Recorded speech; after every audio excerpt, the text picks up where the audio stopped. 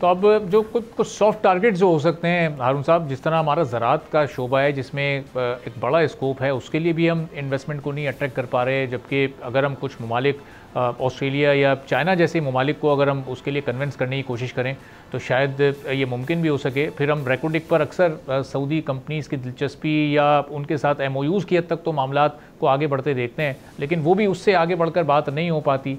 तो ये जो एक सेक्टर और एक ये प्रोजेक्ट, ये इस पर क्यों नहीं हम आगे बढ़ पा रहे हैं?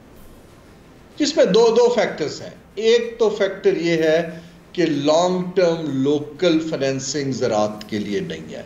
आपको याद हो, एक ज़री तरक्याती बैंक या एग्रीकल्चर डेवलपमेंट बैंक होता था, उसका ना कोई नाम सुनता है ना कुछ है।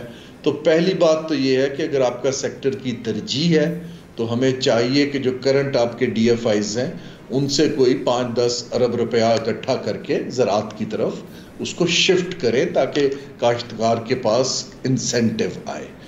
दूसरी जो आपकी बात है कि ये MOUs मैच्योर नहीं होते, देखिए इसके अंदर सबसे बड़ा फैक्टर जो मुल्क आजकल सब काम कर रहे हैं कि आप इन्वेस्टर की परसेप्शन को डी रिस्क कैसे करते हैं।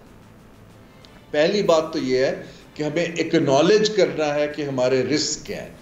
हमारी मैक्रो इकोनॉमिक फ्रेजिलिटी एक हिस्टोरिकली रिस्क है, हमने उसको डी रिस्क करके कैसे करना है। इन्वेस्टर का पैसा इंश्योर कैसे करना है कि रिपैट्रिएट हो और उसको किसी को कहना ना पड़े। डिस्प्यूट रेजोल्यूशन कैसे करनी है। अब ये रिस्क के 8-10 एक ग्लोबली नोन इंडिकेटर्स हैं जिन पे इन्वेस्टर आगे जाता है। पॉलिसी कटिंग एज है, लेकिन can we ensure consistency. People centric है, इंस्टीट्यूशन सेंट्रिक है।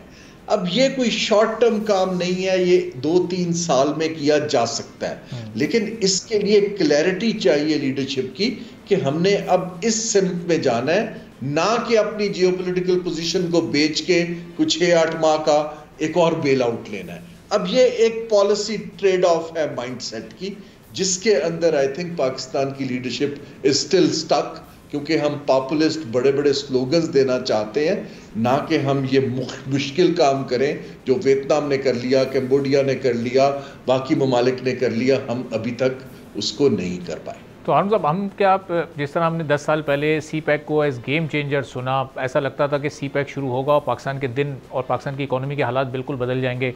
10-11 साल में वो रिजल्ट प्रोड्यूस नहीं हो सके। अब हम एक IT सेक्टर से मुताल्लिक भी सुनते हैं कि बस अगर इस पर हमने फोकस कर लिया तो हमारी इकोनॉमी को ये $60 अरब और $70 अरब की एक्सपोर्ट तक ये ले जाएगा। तो ये एक सेक्टर या एक प्रोजेक्ट पर ज़रूरत से ज़्यादा फोकस कर देते हैं, पैरेलल पॉलिसीज़ नहीं बनती या प्रायोरिटी लिस्ट उस तरह से सेट नहीं हो पाती। बुनियादी इशू कहाँ पर आता है? ये बुनियादी इशू कॉम्पिटेंस का है। देखिए दुनिया इतनी तेजी से बदल रही है, मैंने जैसे अर्ज किया, मैं अभी दोहा से आया हूँ, वहाँ पूरी दुनिया के एक्सपर्ट्स आते हैं, वो सब के सब जो हैं इस वक्त डिबेट ये कर रहे हैं कि चेंजिंग वर्ल्ड के अंदर रिपोजिशन कैसे करना है।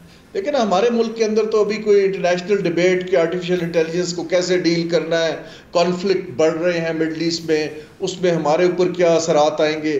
देखिए ना, ये डिबेट्स हैं जो इन्वेस्टर चाहता है कि आप करें और उनको एक एश्योरिटी दे कि हमने इसके ऊपर काम किया हुआ है। That is what the global risks are. हमारा मसला ये है कि कॉम्पिटेंस नहीं है और हम डिनाइल में, हम मानने पर तैयार नहीं है।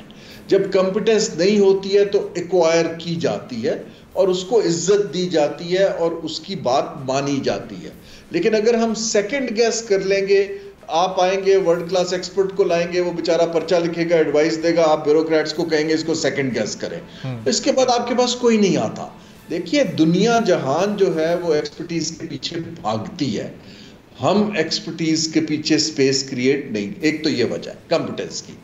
दूसरी वजह ये है कि जो हमारा एक सियासत का नेक्सस बना हुआ है क्रोनी कैपिटलिज्म के साथ, जहां पर हम मराहत देते हैं, टैक्स की छूट देते हैं, सब्सिडीज देते हैं, सस्ता कर्जा देते हैं, उस नेक्सस को हम तोड़ नहीं पा रहे हैं। जब तक आप प्रोग्रेसिव कंपेटिटिव सेक्टर्स की तरफ, इसको हम कहते हैं फाइनेंशियल रिप्रेशन, फाइनेंसेस को शिफ्ट नहीं करेंगे, इंसेंटिव को IT की तरफ शिफ्ट नहीं करेंगे, तब तक वो मेगा ग्रोथ सिर्फ मार्केट की बेस पर नहीं आती है। इसको अगर आप ईस्ट एशिया को स्टडी करें तो इसको वो गवर्निंग द मार्केट्स कहते हैं कि मार्केट बेस्ड गवर्नेंस की स्ट्रक्चर कैसे बदला जाता है। अब ये कुछ चीजों के लिए विजन भी चाहिए, लीडरशिप का कॉम्पिटेंस चाहिए। सबसे बड़ी बात ट्रांजैक्शन कॉस्ट है। मैं बार बार कह रहा हूं कि लीडरशिप तो 100% जो है वो अपनी सियासी जोड़ तोड़ में मुझे फंसी दिखाई देती है। जी मीडिया पे आता है, कितने वज़रा हैं जो अपनी टेक्निकल या पॉलिसी स्टेटमेंट आपके टीवी पे आकर देते हैं, या वो आकर सिर्फ यही देते हैं कि इसको पकड़ लो, इसको छोड़ दो, ये इसने ये चुराया, इसने ये चुराया। और दिस इज समथिंग जो मीडिया को भी डिस्करेज करना चाहिए। आप संजीदा मामलात को उनके सामने रखें। आप बताएं कि जी मिनिस्टर साहब आपके टारगेट्स क्या हैं, आप कहां तक पहुंचे हैं और आप इसके लिए क्या मेहनत कर रहे हैं, बिल्कुल। तब इसमें इस डिबेट चेंज होनी फिर शुरू हो जाए। सब्सक्राइब करें और बेल दबाएं ताकि कोई खबर रह न जाए।